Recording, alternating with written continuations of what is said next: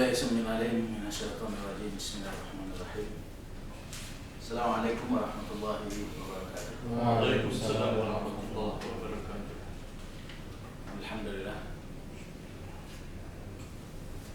Alhamdulillahilladzi arsala rasulahu bil huda wa dinil haqq liyuzhirahu 'ala ad-dini kullihi wa kafa billahi shahida.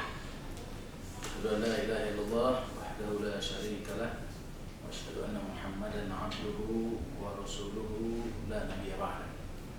Allahumma salli wa sallim ala hadzal nabiyil karim wa ala alihi wa ashabihi man sara ala darbihi wa sanna bi sunnatihi wa jahada haqqa jihadihi ila yaumil qiyamah. Amma ba'd. Syukur alhamdulillah pada kesempatan siang hari ini kita senantiasa diberikan kesempatan, kesehatan, kekuatan Allah untuk dapat menghadiri majelis ini. Semoga kita senantiasa Allah Subhanahu wa taala. Salawat dan salam senantiasa curahkan kepada junjungan besar Muhammad sallallahu alaihi wasallam, kepada keluarga, sahabat, para tabi'in, para tabi'in dan kepada seluruh pengikutnya sampai dengan akhir zaman. A'udzubillahi minasyaitonir rajim. Bismillahirrahmanirrahim. Wa idz qala Ibrahimu li abihi وإذ قال إبراهيم لأبيه آزر أتتخذ أصناما آلهة إني أراك وقومك في ضلال مبين. Dan ingatlah ketika Ibrahim berkata kepada bapaknya Azar, mengapa engkau mengambil berhala-berhala itu sebagai Tuhan? Sesungguhnya aku melihat kamu dan kaummu berada dalam kesesatan yang nyata. Nah, ini ayat jemaah sekalian, ayat 7, ayat di 74 ini dari surah Al-An'am. Ini sebagian dari gambaran tentang bagaimana Nabi Ibrahim alaihissalam berdakwah kepada keluarganya.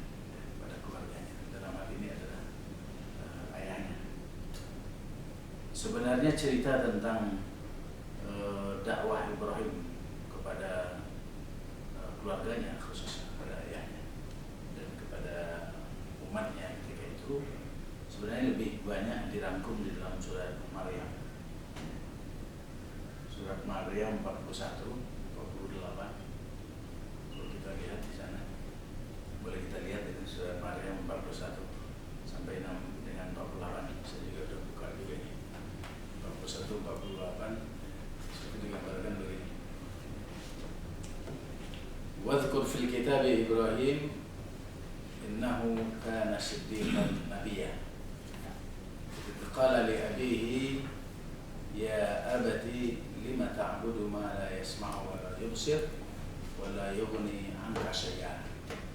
Ya abati inni qad ja'ani minal 'ilmi ma lam ya'tika fattabi'ni ahdika siratan sawiyya.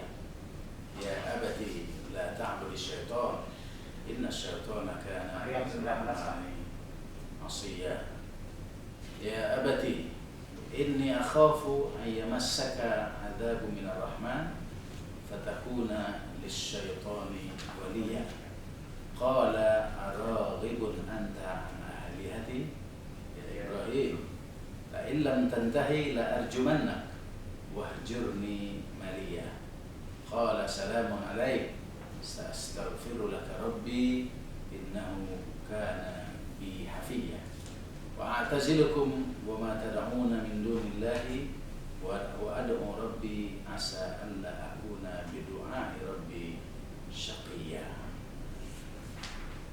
Dan ceritakanlah wahai Muhammad kisah Ibrahim di dalam Al-Quran. Sesungguhnya dia seorang yang sangat mencintai kebenaran dan dia adalah seorang nabi. Ingatlah ketika Ibrahim berkata kepada ayahnya, wahai ayahku, mengapa engkau menyembah sesuatu yang tidak mendengar, tidak melihat dan tidak dapat menolongmu sedikitpun. Wahai ayahku, sungguh telah sampai kepadaku sebagian ilmu yang tidak diberikan kepadamu. maka ikutilah aku, niscaya aku akan menunjukkan kepadamu jalan yang lurus. Wahai ayahku, janganlah engkau menyembah setan. Sungguh setan itu durhaka kepada Tuhan yang Maha Pengasih. Wahai ayahku, aku sungguh khawatir engkau akan ditimpa azab dari Tuhan yang Maha Pengasih, sehingga engkau menjadi temannya setan. Dia ayahnya berkata, bencikah engkau kepada Tuhan-Tuhanku, wahai Ibrahim? Jika engkau tidak berhenti, pasti aku akan merajammu. Maka tinggalkanlah aku untuk waktu yang lama. Dan Ibrahim berkata, semoga keselamatan dilimpahkan kepadamu. Aku akan memohonkan ampunan bagimu kepada Tuhanku. Sesungguhnya Dia sangat baik kepadaku. Dan aku akan menjauhkan diriku darimu dan dari apa yang engkau sembah selain Allah.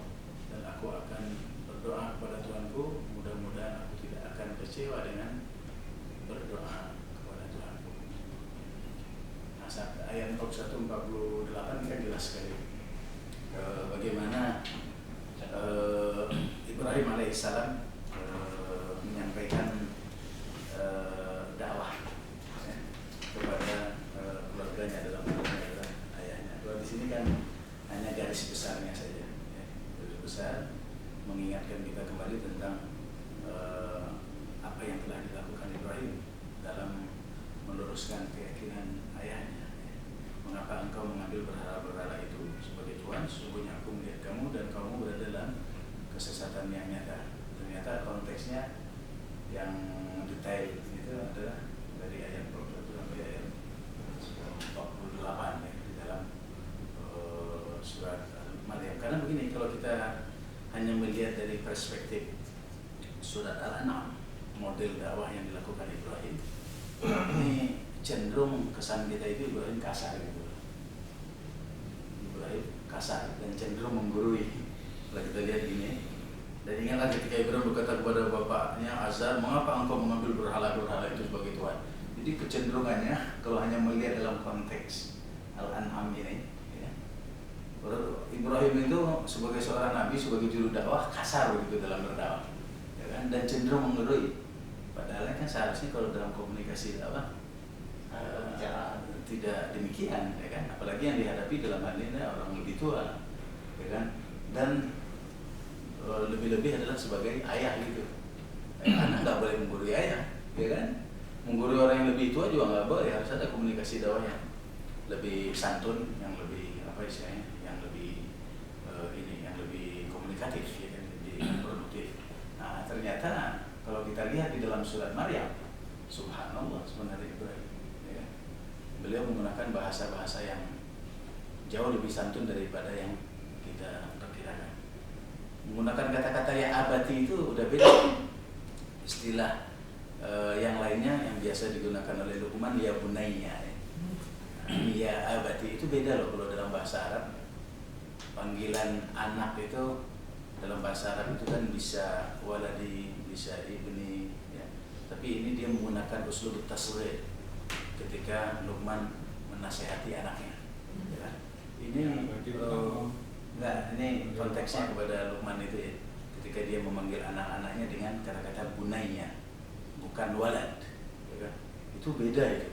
Orang ketika mendengarkan hal itu dia sudah tersentuh duluan, ya kan?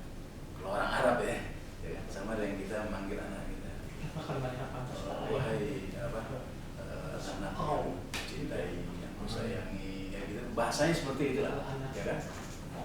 Begitu juga ketika Ibrahim memanggil ayahnya pakai abati, itu beda dengan abi. Iya. Ya, beda. Abu gitu ya, abi, apalagi kalau manggil nama saja kasar gitu ya. Nama tulisan dia. Ya, kasar, ya kan kalau manggilnya itu. Tapi sebenarnya bahasa yang dipakai itu bukan itu, abati. Coba lihat nih, berulang-ulang kali. Di dalam surat Maryam, dari ayat 41 sampai ayat 48. Itu berapa kali itu panggilan Ibrahim kepada ayahnya pakai ini abati. Ini anak nih, kan kita bahas anak ditunjukkan. Iya, tapi ini kan ayat ini kan satu kesatuan. Iya. Jadi ayat 74 ini hanya menggambarkan singkat tentang aja ya. Kisah Ibrahim. Tapi kisah rincinya itu ada di dalam Maryam. Makanya kenapa kemudian kita ini kan kita combine kan supaya kita tidak salah di dalam menafsirkan Menafsirkan. pesan dari ayat ini. Iya. Kalau sebenarnya Ibrahim sudah menggunakan metode Ya, dakwah yang sangat Ibrahim manggil ayah. yang sempurna sebenarnya. Oh, iya. Ya kan? Dia sudah menggunakan metode dakwah yang sangat cantik sebenarnya, ya kan? Dengan panggilan yang menyentuh qalbu sebenarnya, abadi. Ya, berarti. Ya, Ya, abadi. berarti. Ya. Itu sangat menyentuh itu, ya kan? Sangat menyentuh, ya kan? Jadi panggilannya itu ya abadi, ya kan? Ayahnya di sini kan bernama Azar, ya. Sebenarnya nama ayahnya ini banyak, ya. Di antara yang disepakati oleh ahli sejarah itu ada Azar, ada Tarikh, ya kan? Tarikh. Katanya penggunaan dua nama ini sebenarnya tidak bertolak belakang, karena biasa seorang itu punya sekian banyak nama, ya. Ada nama panggilan, ada nama samaran, ada nama kunyah kalau dalam istilah bahasa Arab, ada nama gelar, ya kan, dan lain sebagainya. Itu nggak ada masalah. Terus ya, anak. Jadi Tarikh dan Azar, kalau dalam Al-Quran namanya Azar, ya kan. Nah di sini apa istilahnya, Al-Quran ingin menegaskan kepada kita bahwa sesungguhnya memang kebenaran itu harus disampaikan, ya kan? Al-haq itu harus ditegakkan, ya kan? Dan tanpa pandang bulu, walaupun terhadap orang yang paling dekat kepada kita, ya kan? Dan orang yang paling sangat kita segani, apalagi kendati pun dia sebagai seorang penguasa sekalipun, kebenaran itu harus disampaikan. Itu yang dicontohkan oleh Ibrahim ketika beliau menyampaikan kebenaran itu kepada ayahnya, ya. Karena apa? Karena memang yang dilakukan ayahnya ini sesuatu yang sangat apa? Yang sangat jauh dari kebenaran itu. Karena begini, kalaupun ada orang yang menyimpang, dia itu menyimpang dari ajaran-ajaran yang mungkin sebagian besar masih lurus, gitu ya. Jadi masih mudah diluruskan. Tapi kalau yang terjadi pada Azar, ayahnya Ibrahim, ya memang dia sudah nggak ada sama sekali kebenaran di dalam dirinya, ya kan? Dia bukan hanya penyembah patung, tapi dia dari hulu ke hilir itu, ya kan? Pembuat, ya kan? Pemakai, ya kan? Penjual, sampai kepada penyembah. Dia komplit pada diri seorang Azar, ya kan? Tanya nih Ustaz. Iya. Nabi sendiri kan punya paman juga. Kenapa dia nggak seperti itu? Abdul Muthalib, sorry. Abdul Muthalib. Kenapa dia nggak seperti yang seperti Nabi kita ini pada ayahnya ya? Sebenarnya Rasulullah itu lebih cantik kalau dalam berdakwah, dan dakwahnya Ibrahim dengan dakwahnya dakwahnya Rasulullah itu banyak kemiripan, walaupun mungkin segmentasi yang beliau hadapi, pasar yang beliau hadapi itu berbeda-beda memang, ya kan? Kalau Azar ini kan dia seorang pembuat patung, ya kan? Pembuat patung, dia bukan siapa-siapa, dia bukan tokoh, ya kan? Dia bukan saudagar, bukan orang hebat, ya kan? Dia hanya pembuat patung saja. Tapi kalau Abu Thalib itu, ya kan? Dia itu tongkrongannya itu besar sekali. Dia itu keluarga dari Abdul Muthalib. Abdul Muthalib itu pemegang kunci Ka'bah, ya kan? Orang yang paling disegani. Jadi dia di antara tokoh yang sangat berpengaruh, ya kan? Berpengaruh. Oleh karenanya Rasulullah itu berdakwah kepada Abu Thalib itu lebih banyak tidak menggunakan lisanul maqal. Jadi ada istilah lisanul maqal, ada istilah lisanul hal dalam berdakwah, dalam komunikasi dakwah ini. Komunikasi dakwah itu para dai itu selalu menggunakan salah satu dari dua cara atau kedua-duanya dalam sekali waktu. Dan Rasulullah juga kadang-kadang menggunakan salah satu dan kadang-kadang menggunakan kedua-duanya. Lisanul maqal itu beliau lebih banyak berbicara, ya kan? Lebih banyak memberikan nasihat, mengeluarkan statement, ya kan? Ya kalau seorang nabi tidak bisa lepas dari itu. Karena beliau setiap kali diturunkan wahyu kan terus harus men-state, harus menyampaikannya dan sebagainya. Ketika ada hal yang perlu diluruskan, beliau juga harus men-state-nya dan sebagainya. Itu namanya lisanul maqal. Kadang-kadang lisanul maqal itu dalam bentuk tulisan juga, ya. Tulisan di atas kertas, ya kan. Rasulullah juga melakukan itu ketika beliau berdakwah ke ke tokoh-tokoh besar, raja-raja dan sebagainya pakai tulisan, walaupun bukan beliau yang menulis karena beliau tidak bisa menulis kan gitu ya. Tapi beliau tidak hanya menggunakan cara yang seperti itu. Di lain sisi ketika memang dakwah pakai makal itu tidak dianggap beliau tidak efektif, beliau menggunakan lisanul hal. Lisanul hal itu lebih banyak kepada bahasa tubuh, ya kan? Nah ini contoh. Nah, beliau selalu mengedepankan itu. Nah, kalau dengan Abu Thalib ini, beliau tidak banyak mengeluarkan syair.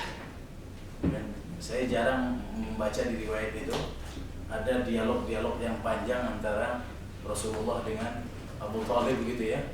Apakah terkait dengan persoalan yang menghimpit dirinya berhadapan dengan pemuka-pemuka Quraisy yang lain, ataupun persoalan-persoalan dakwah internal antara beliau dengan Abu Thalib. Itu jarang kita temukan. Tapi lebih banyak beliau memang memberikan contoh, ya kan? Menunjukkan inilah Islam. Inilah nilai-nilai yang saya perjuangkan. Ya kan? Itu ditunjukkan dengan bahasa-bahasa praktis, ya, bahasa-bahasa praktis. Dan Abu Thalib karena beliau adalah orang yang sangat berpengalaman, ya, yang cerdas, ya, beliau segera memahami dan meyakini bahwa Muhammad yang beliau bawa itu bukan bukan sesuatu yang dibaliknya itu ada misalnya ada haji mumpuni, ada kepentingan sesaat gitu ya, kepentingan Allah, enggak, tapi memang betul yang beliau bawa ini adalah risalah dari langit begitu kan, begitu. Dia betul-betul seorang nabi yang dinobatkan. Dan proses itu kan beliau ikuti. Ketika Abu Thalib mengajarkan, memberikan pembelajaran kepada Rasulullah tentang bagaimana berusaha, itu kan beliau menyaksikan dari detik ke detik, satu episode ke episode lain bagaimana Muhammad ini memang dipersiapkan oleh Yang Maha Kuasa untuk menjadi seorang nabi dan rasul, ya kan begitu kan? Bertemu dengan pendeta Bahiro, ya kan? Masih ingat nggak kisahnya itu? Yang sering kita ungkapkan juga, atau perlu kita ulangi? Ya, Rasulullah itu kan dia mulai berdagang kan di usia 8 tahun, ya kan? Di usia 8 tahun beliau sudah mulai berdagang dan diajarkan oleh Abu Thalib. Ya kan? Abu Thalib yang mengajarkan beliau untuk berdagang, ya kan? Lalu usia 12 tahun beliau sudah melakukan perdagangan internasional. Ya, usia 12 tahun sudah keluar antar lintas negara, ya kan? Iya. Ya. Khadijah itu walaupun seorang saudagar, tapi beliau kalau keluar itu tidak melakukan perjalanan jauh. Perjalanan jauh itu biasanya dilakukan oleh orang-orang kepercayaan beliau. Makanya kenapa ketika memang harus ada orang yang bisa membawa usaha ini ke luar negara, beliau itu mencari siapa di antara orang-orang yang memang bisa dipercaya. Makanya jatuh pilihan kepada Muhammad. Ya. Muhammad lah yang membawa usahanya Khadijah itu antar lintas negara kan begitu. Ya kan, lebih murah. Dasarnya adalah pokoknya adalah kepercayaan itu sendiri. Jadi Nabi Muhammad itu dengan Abu Thalib itu kan sudah lama sekali berinteraksi. Walaupun beliau tidak pernah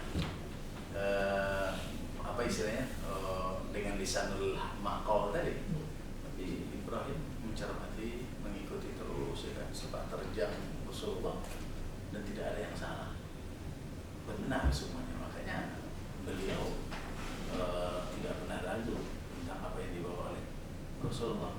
Nah itulah lisanul hal yang beliau gunakan kepada Abu Thalib, bukan lisanul maqal.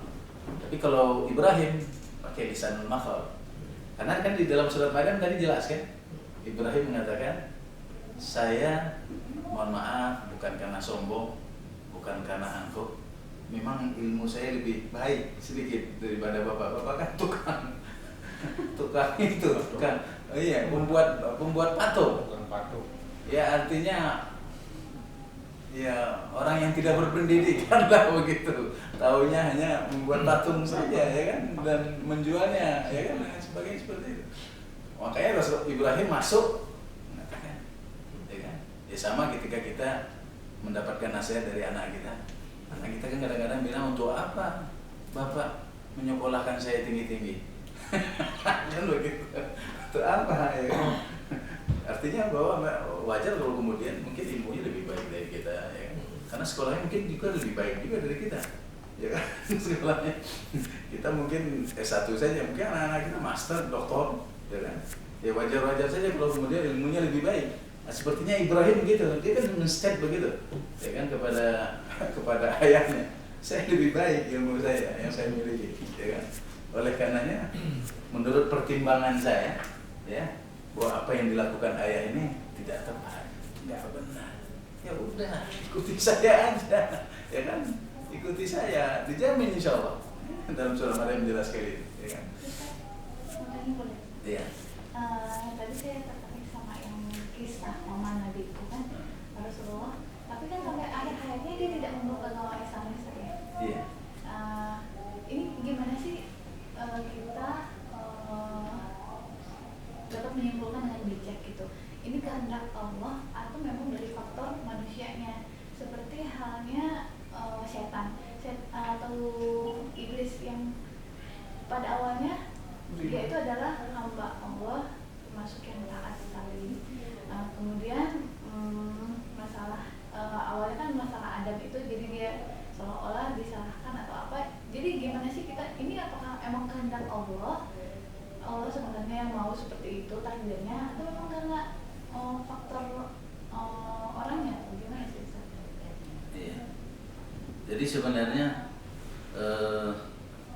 ya, apa yang kemudian terjadi pada Abu Thalib ini mungkin kisah 1001 malam kali, artinya satu dari sekian ribu atau mungkin sekian juta contoh lah, ya, yang terjadi.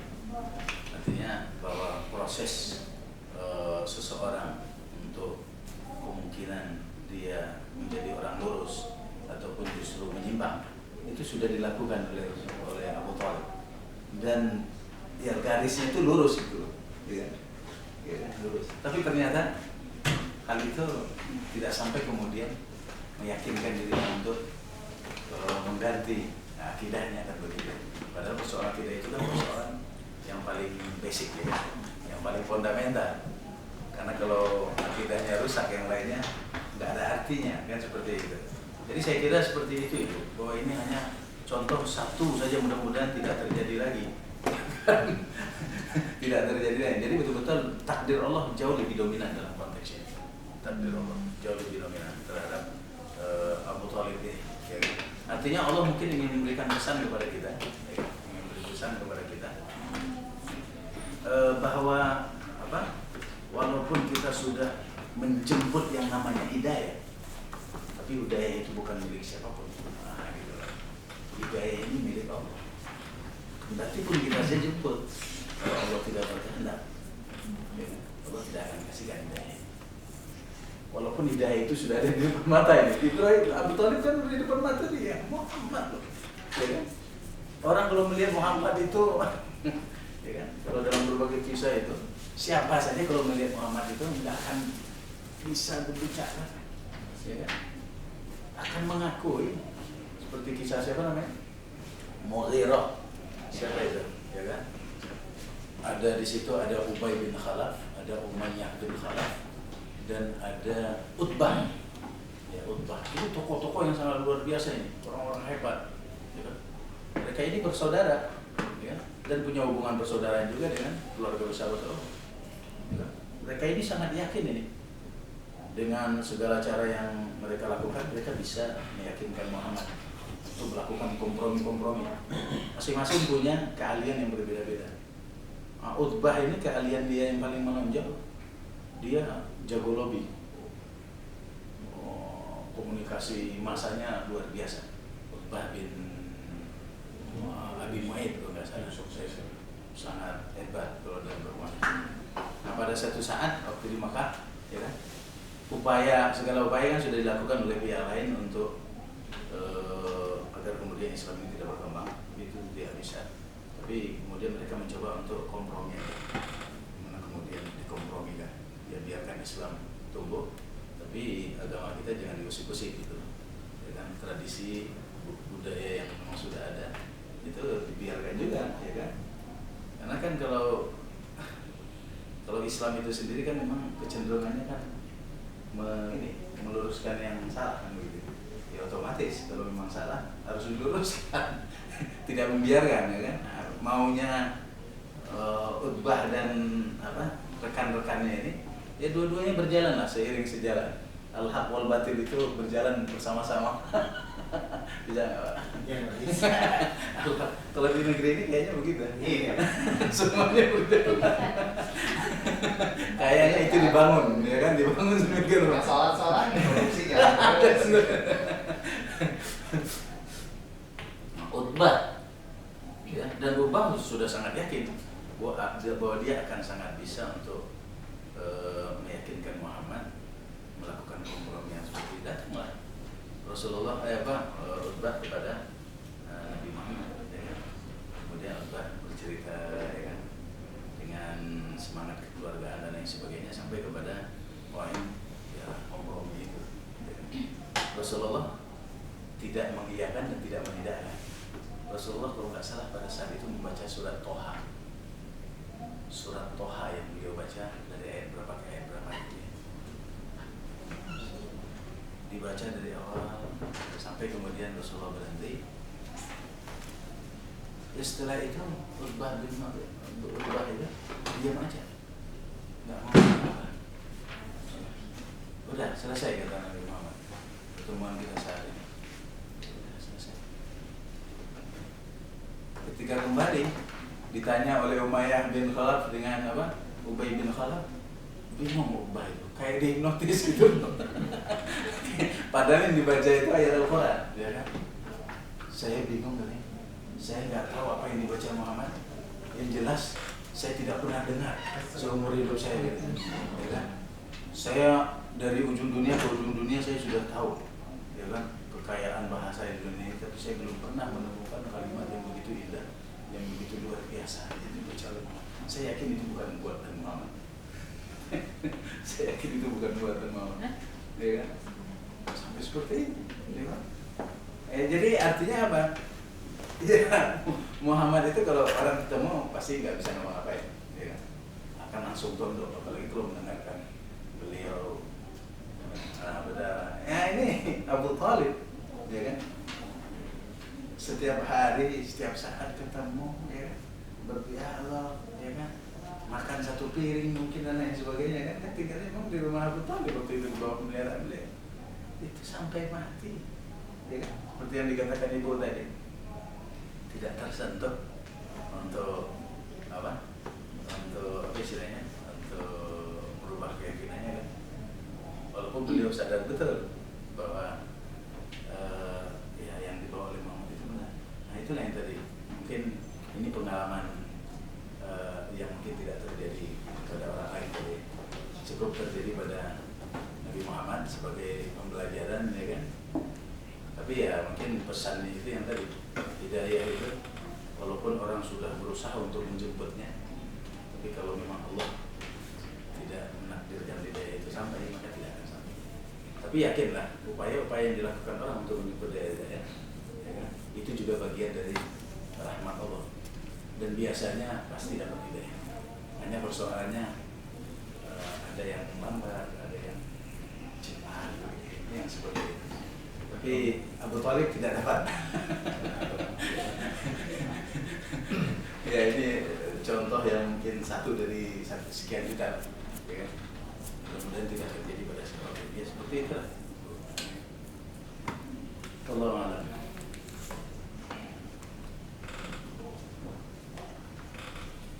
Masih ada yang lain terkait dengan ayat satu ini. Ya, model dakwahnya Ibrahim ini, ya. Seperti yang kita sudah sampaikan tadi. Ya. Inni araka wa qaumaka fi dhalalin mubin. Ayat ini tidak ada masalah yang durhaka ya. Ya. Tidak ada masalah durhaka ya. Enggak lah. Ya, makanya kita jangan lihat ini saja. Lihatnya dalam konteks surat Maryam. Nabi Ibrahim itu sangat menjaga hubungan antara anak dengan ayah, sangat menjaga. Putus. tidak ada kedurhakaan sama sekali. Ya.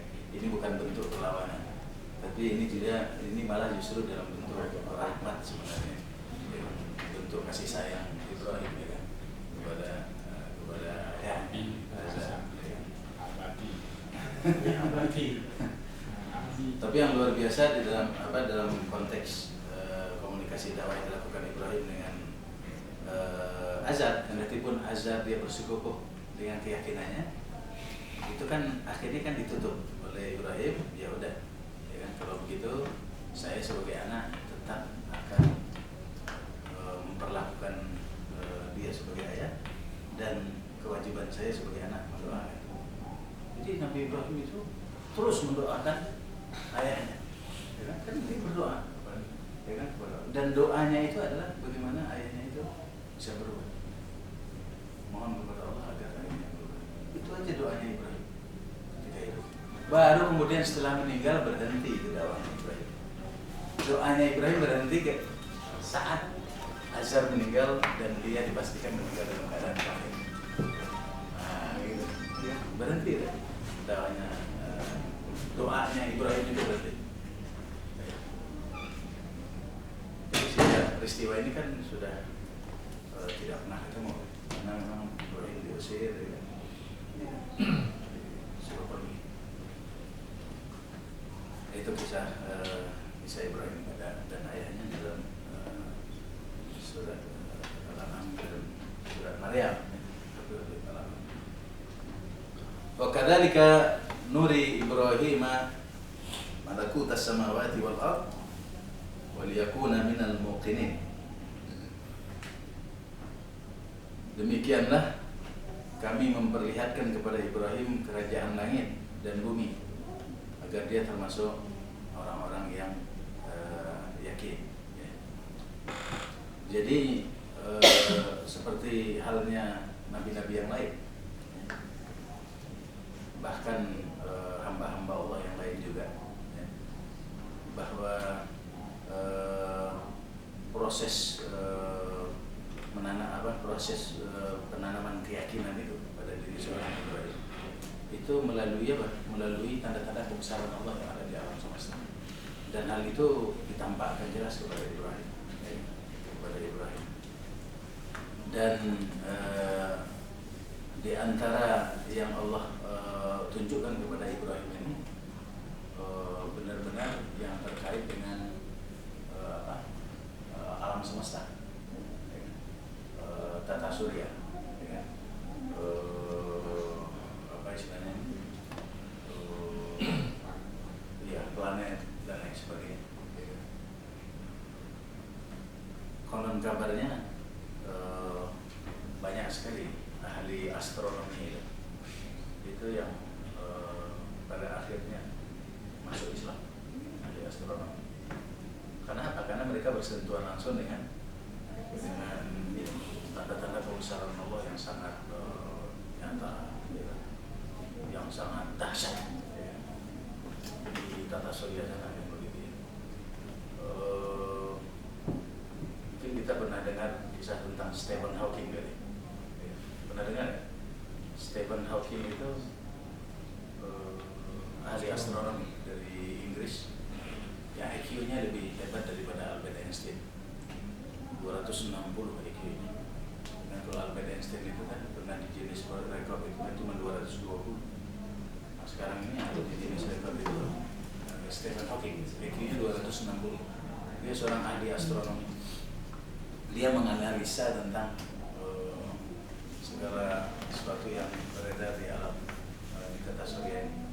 Ada teori yang sangat terkenal yang beliau temukan itu tentang black hole, lubang hitam. Lubang hitam yang beliau temukan di Jagat Raya. Beliau menyimpulkan diameter lubang hitam itu hanya sebesar ini, tidak lebih besar dari lubang bau. Tapi beliau menyimpulkan dari penelitian beliau bahwa ini adalah tempat bermula dan berakhirnya segala sesuatu yang ada di alam semesta ini, dan proses terjadinya kiamat itu sudah berlangsung sekian lama katanya, ribuan tahun,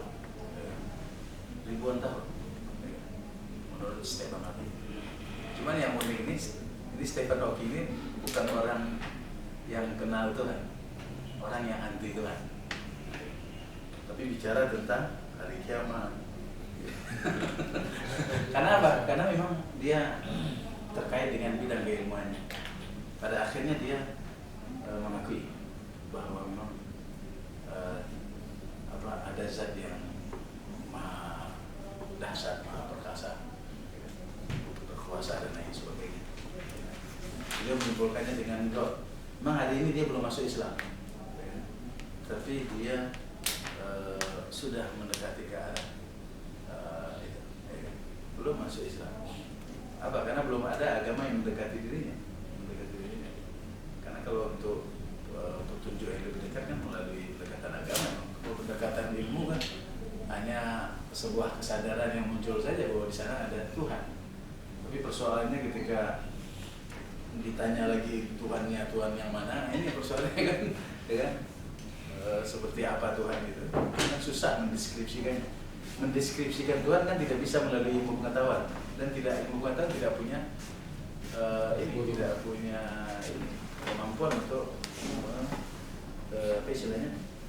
merumuskan tentang siapa Tuhan. Yang bisa menjawab itu hanya agama. Agama yang menjawab. Kalau ditanya siapa Tuhan, maka Tuhan itu begini itu agama yang bisa menjelaskan. Dan penjelasan yang paling konkret tentang yang Maha Kuasa itu adalah Al-Quran. Al-Quran.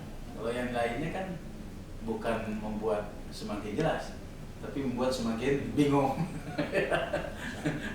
Tuhannya orang Nasrani misalnya itu, Yahudi, apalagi Tuhannya orang Buddha, orang Hindu, ya orang semakin bingung ketika dijelaskan. Apalagi orang-orang yang cerdas begitu, orang-orang yang luar biasa itu. Penjelasannya bukan membuat semakin jelas, tapi membuat semakin bingung. Al-Quran ketika menjelaskan hal itu, wah, jelas sekali. Seperti itu. Hanya dia belum sampai ke situ.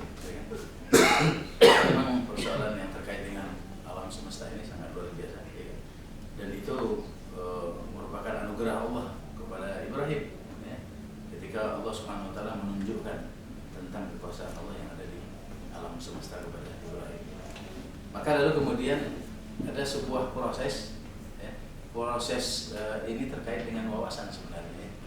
Falamma janna alaihi al-lailu ra'a kawkaban qala hadha rabbi falamma afala qala la uhibbul afilin falamma ra'a al-qamaru bazighan qala hadha rabbi falamma afala qala la illam yahdini rabbi la akunanna minal qawmi dhalin falamma ra'a asy-syamsa bazighatan qala hadha rabbi hadha akbar falamma afalat qala ya qaumi inni bari'un mimma tusyrikun. Ini kan luar biasa, ini dikatakan dan tatkala bulan muncul maka dia berkata inilah Tuhanku.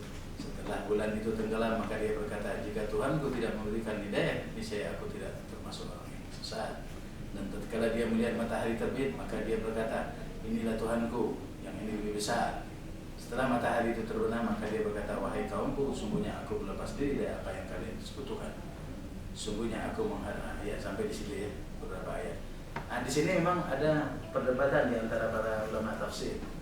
Sebagian ulama tafsir mengatakan, nah ini adalah proses dari bagaimana Ibrahim menjemput hidayah, ya kan? Meyakini tentang kebenaran Allah. Ya kan? Tapi sebagian besar ulama tafsir tidak melihat itu.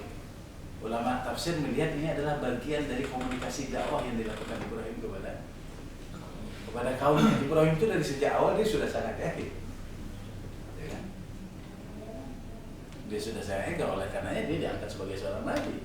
Ya kan? Sudah sangat yakin, dia tidak pernah ragu sedikit pun dengan Allah Subhanahu Wa Taala. Tapi kenapa kemudian ini dikembangkan Ibrahim sebagai bentuk wawasan keilmuan? Mungkin boleh jadi ketika itu manusia, ya kan?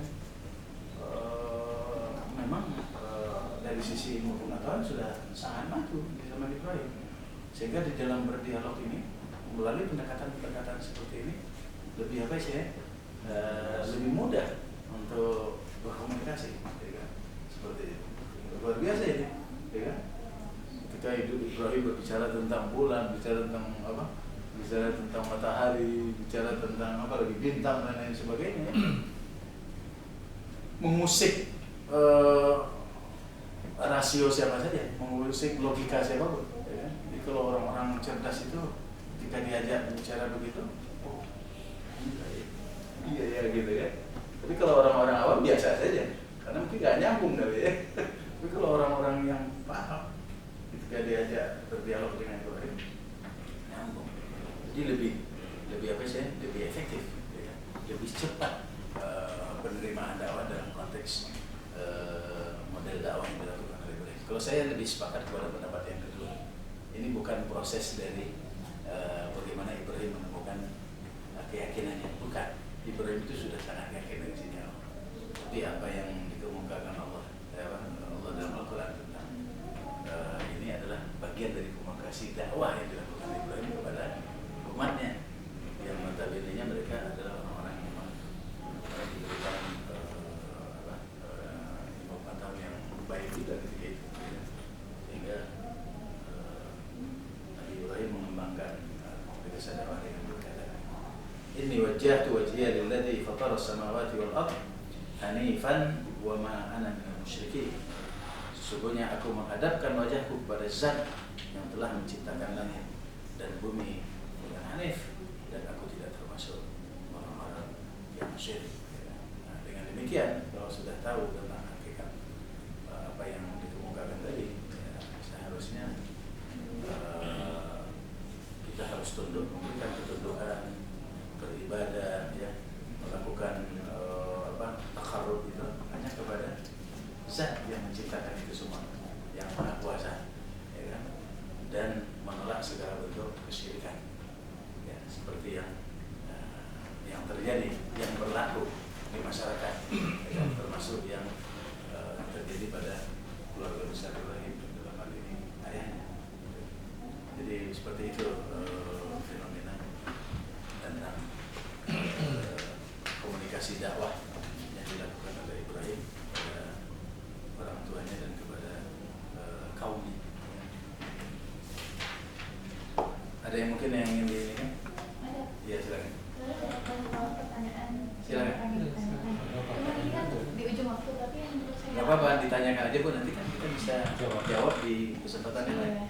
Yang paling penting ini Ustaz, fenomena acara televisi saat ini itu kan bagi kita yang tidak membeli tontonan-tontonan gitu, karena kita haus akan tontonan yang berkualitas. Itu pertanyaan saya adalah gimana sih kita, soalnya saya dilarang nih nonton gosip, terus saya kembalikan, emang bedanya gosip sama berita apa? Bukannya sama juga ngomongin orang gitu, gimana sih Ustaz? Boleh nggak sih kita nonton seperti itu? Ini khususnya buat kaum ibu kali. Apa ada batas-batas garisnya? Jadi ingat tadi pagi tuh lagi nungguin anak saya nonton gitu loh, saya ganti-ganti gitu. Ih mama, jangan nonton gosip loh, ganti dulu.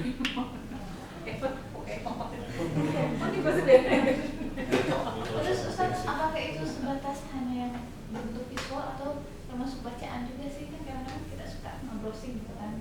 Ada juga yang tetap. Jadi gimana sih gosip yang sebenarnya yang kita harus hindari dalam konteks Indonesia saat ini?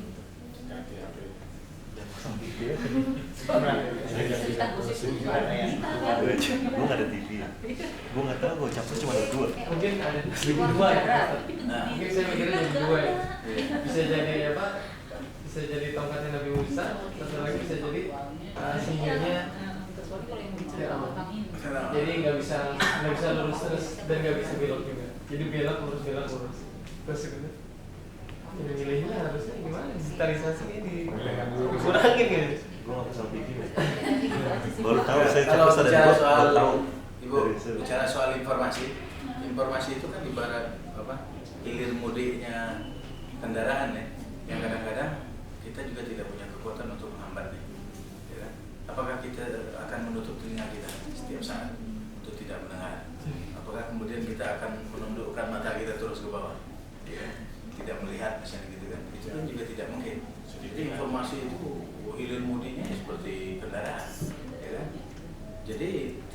ditolak juga, ya kan? Cuma persoalannya ketika kita terima, ya. Nah ini yang perlu memang. Jadi memang yang lebih banyak dipersiapkan itu kesiapan diri kita untuk menerima segala bentuk informasi.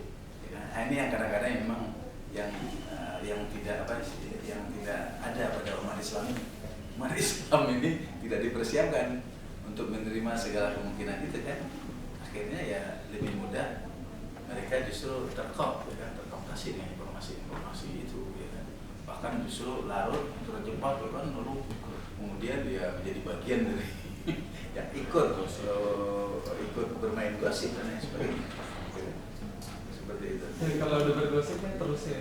Ya. Biasanya kalau yang udah biasa bergosip terus aja, terus kalau nggak sampai diberhentiin ya biasa. Gitu ya. Begitu ya. Mungkin yang perlu kita diskusikan yang pertama mungkin metode tabayun itu, Bu. Yang harus kita yakini bahwa apa yang kita terima, ya kan? Kita tidak boleh bersandar kepada khilaf wa khala. Khilaf wa khala itu adalah gosip.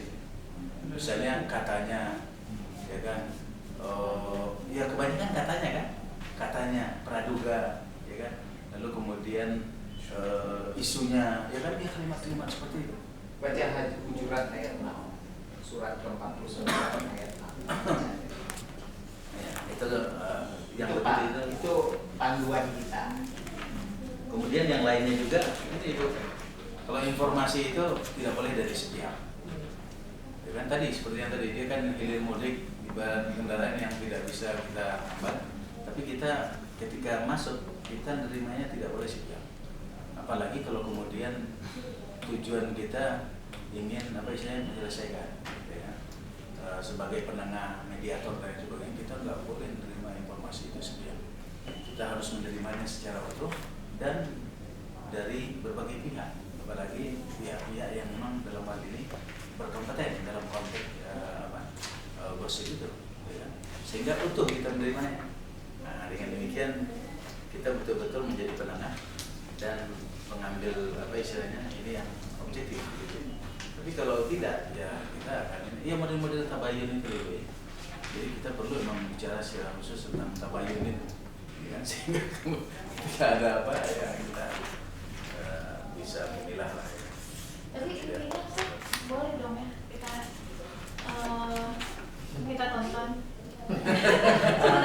Sebenarnya hiburannya sih. Karena kita bukan gitu Pak Ustadz ya. Saat misalnya nonton TV ternyata ada aja yang bilang nggak boleh gitu kan, jadi sebenarnya lebih butuh hiburannya aja, nggak diomongin juga, itu nggak apa-apa. Kalau bahasa nggak boleh itu kalau menurut saya kurang pas sih, Bu. Karena kan nanti pendekatannya pendekatan hukum. Kalau pendekatan hukum itu panjang lagi ceritanya. Tapi kalau depend on, oke. Depend on itu sangat tergantung gitu ya. Kalau memang kita punya kemampuan, ya, tidak berjebak, ya silakan. Ya. Tapi kalau kita ada pilihan yang lain yang lebih baik, ya kan, kita ambil pilihan yang lain yang lebih baik dan yang seperti itu memang. Kalau dibolehkan itu. Hiburan lebih banyak yang baik. Karena seperti yang dibilang Ibu tadi, berita juga bisa gosip, ya. Berita kan bisa melalui entertain, ya, bisa melalui media yang lain. Dan hampir semua media TV, bahkan media massa itu semuanya isinya gosip gitu. Baik kaitannya politik, ekonomi dan lain sebagainya. Sekarang 80% politik ya. Nggak boleh menutup diri juga ya gitu. Ceritanya ini kayaknya nggak tahu calon presiden, baru tahu. Iya, abis ini nggak pernah nonton TV, nggak pernah baca koran, nggak pernah baca Detik.com. Ada orang yang memang sangat saklek, Bu. Nggak boleh ada TV di rumahnya. Ya, karena ingin kemudian informasi itu tidak sampai. Tapi juga itu melahirkan problem baru juga.